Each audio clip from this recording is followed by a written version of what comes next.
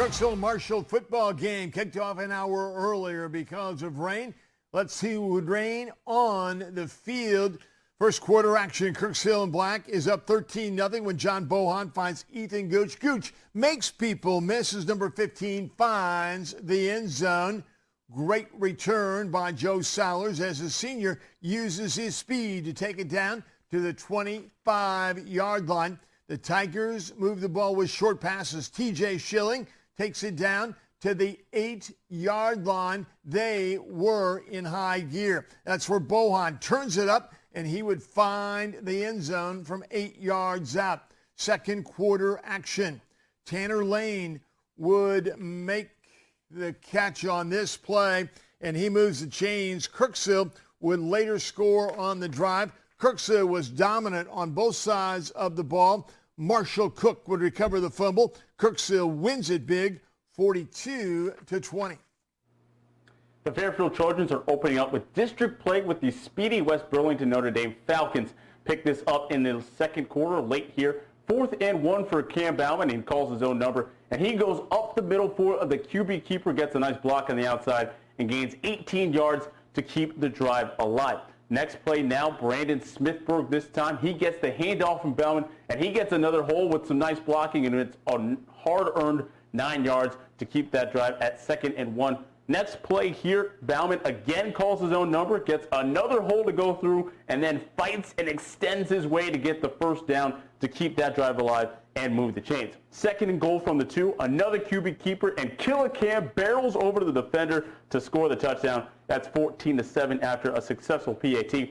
Falcons looking to extend their lead right before the half, and Drake Day drops back to pass, but he is sacked by Kyle Roberts, who swarms him in the backfield for the yard loss there. That, however, would be it for Fairfield. They were not able to take this lead, and they fall 20-13, suffering their first loss of the year.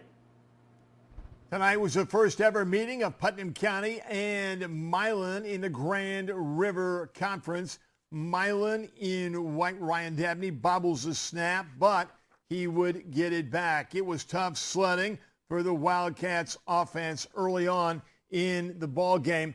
Meanwhile, Putnam County picked up yards in bunches. Kelvin Heidenwith would cut it back. He goes 92 yards for the touchdown. No need to look back, young man. You are going to score with ease. On the very next drive, Milan buys the fake. Heidenwith says bye-bye. Number 3 goes 45 yards. Putnam County gets his first win of the year, 36-7.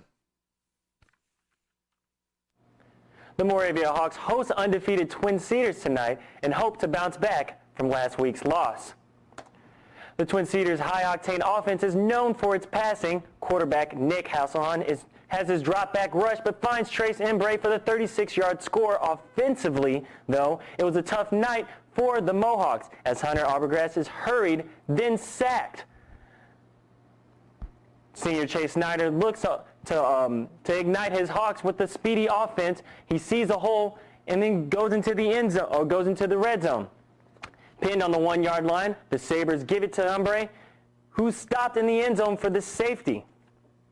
Even though the Hawks applied pressure, it wasn't enough. Hasselhahn hurries his throw to Dakota Pinegar, who speeds to daylight and dives for the score. He even blitzes and goes untouched for the sack. The Sabres could not get enough of its all-purpose back. Pinegar sees his read, goes to the left, and then it's a touchdown for Twin Cedars. They dominated the night. Sabres 54, Hawks 2.